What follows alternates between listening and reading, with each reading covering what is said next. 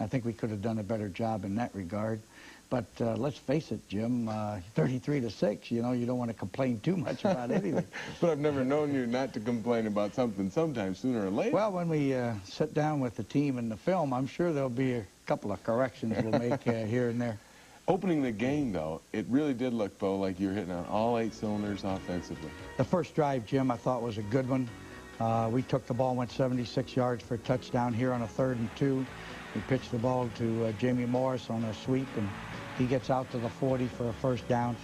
It's always great when you can move the first time you have the ball. This is another sweep to Morris, who crosses the midfield stripe, and now we're in Wisconsin territory. That's the most pleasing thing, when we took that ball and went right down for a touchdown. 3rd and 5 here. Jim goes for the deep pass, and they run right over Paul Yokish to intercept the ball. So we get a 15-yard penalty and a automatic first down, and that helped the drive a lot. Paul Yokish continues to be a good possession receiver for you. Right. Here on a 3rd down 10, Paul comes across the middle, and Jim hangs right in the pocket under a little heat there and gets the ball to Paul, which was very good. And the big play to get in the end zone. And the big play, once again, we fake into the line and go up over the top. Eric Caddis for the touchdown. Michigan leads 7-0 at that point. You got to feel like, hey, offensively we're all right. Maybe this is going to go our way the whole game, right? Is that what you were thinking? No, I was pleased with the first drive. You know, you have no illusions that you're going to score every time you get the ball. No. Here, Armand Trott, their fine fullback, breaks some tackles and gets some yardage, and they begin to move on us some. And we go to the 2nd quarter now. Michigan's defense still has not allowed a team in the end zone for 13 quarters. But well, that's Wisconsin's nice. Moving. Couldn't last forever. Here they roll one way and hit their flanker coming across the middle over here, Fullington, down to our 10-yard line. Once again, they go and hit the tight end this time, coming back the other way. He's all the way down to about the 4-yard line. And now they're definitely threatening. And we do sack them for a loss here, and we get them back here at around the 6. They roll to the right, and we don't get good pressure on them, which hurt. And they hit this pass right at the goal line. The official indicated that he caught the ball over the plane of the goal line. It doesn't make much difference where he comes down here as long as he's over there. See, you can see him being hit there. Most people have marked that on the 1, but he could have been in for a touchdown. We can't tell from this angle. They come back again. Now our defense is starting to play well again.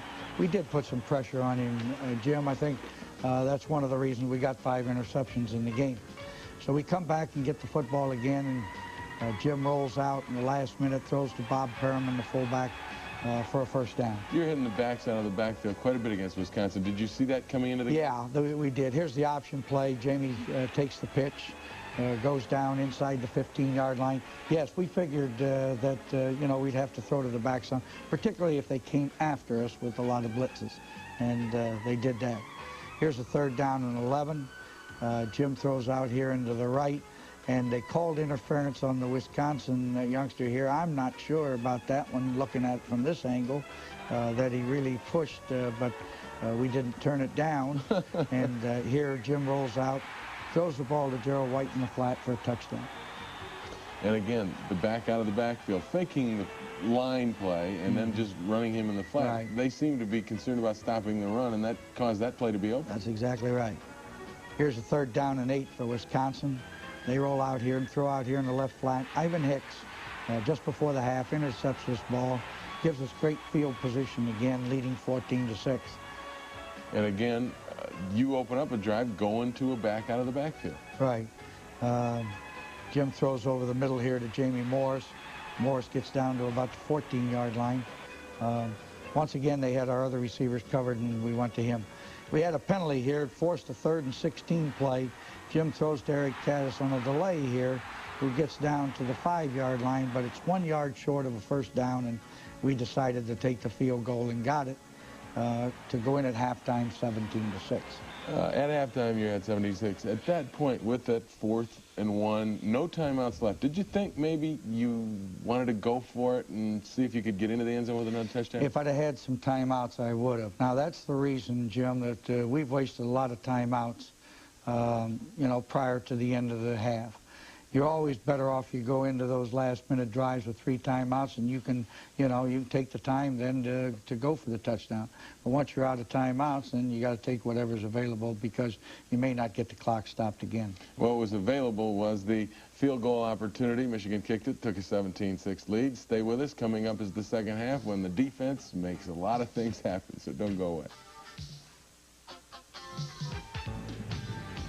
Well, we was in like a 2D coverage, not supposed to jam and get back to the hole.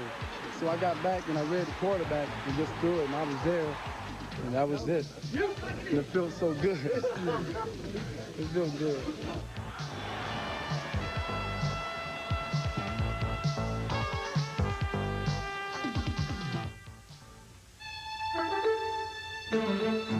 A brand new... If it does go wrong, all I pay is a small deductible. The second half opened up so strangely. Wisconsin misses a field goal after a drive, and then it's you have the ball, but it's like giveaway, takeaway with both teams. Now wondering like who wants the ball. Like we're playing with a hot potato. Yeah, a little bit like a hot potato. Yeah. It was really one of the strangest sequences I think I've seen Michigan football quite a while. Right. This is the third quarter on a 3rd and 3 here. Jim rolls out and gets Bob Perriman, who didn't have that ball securely in his arm there, and we fumbled the ball. Fortunately, Jamie came up and saved it here. Here's a bootleg play. Jim rolls out, finds Paul Jokic down there around the 25-yard line for a first down, and we're on the move here again. Jim goes back to pass here, throws over to the left to Caddis, and it's intercepted by Wisconsin. A great tackle here by Gerald White that caused the fumble. And Jim Harbaugh falls on the fumble, so we're now all we did was lose yardage. But Thomas Wilshire breaks off tackle with a hard run to get inside the 40-yard line, and we're moving again down in there. And you ran the option against this team. Yes, here's an option play. Jim pitching the ball out to Gerald White, and White gets us a first down. But the option play is still an integral part of our offense. We like to use it from time to time. We got stalled down there, decided to go for the field goal, and he hooked it and missed it. And you don't like to miss them inside the 5-yard line. But then you get the gift right back. Right. Here's great interception here by Garland Rivers, who's having a great year, and he runs it in for the touchdown. And that sort of broke their backs. I think that one play, more than anything, after we had driven down and missed the field goal, they get possession and then throw an interception for a touchdown. And it's 23-6. And again, they come back. The defense plays very tough. Right. They chased him out. Mesner was in there, and Scarcelli chased him right back into Mesner. We're forced to punt here in the next sequence of plays, and ball bounces around here, and I thought we were going to overrun this thing. See, we all overran it there, and he breaks out, and we finally throw him down, and the ball squirts out, and we get possession of the ball at the 27-yard line. Garland Rivers again on the football. Right. You can imagine he'd be around there somewhere. Jim comes back, throws to Jokic over the middle again. He's a yard short of the first down here.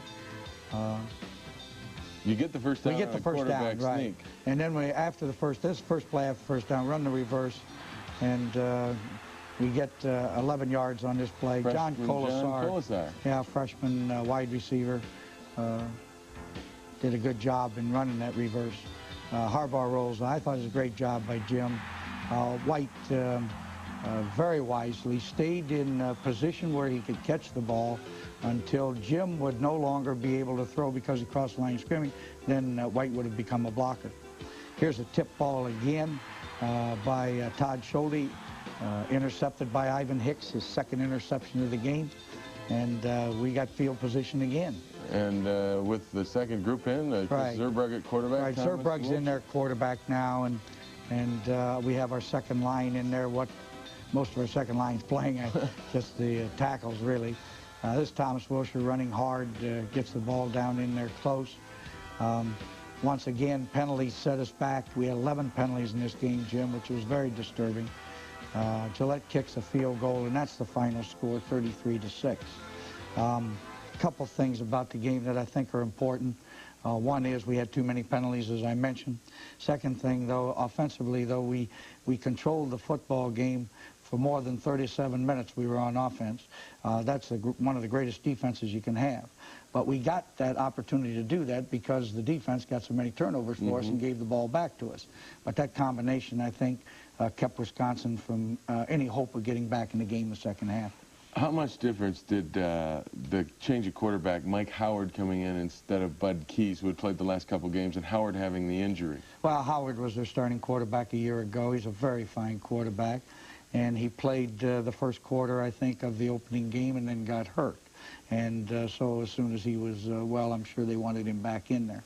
Michigan did a good job against him. But coming up, we're going to take on Saturday. There are a lot of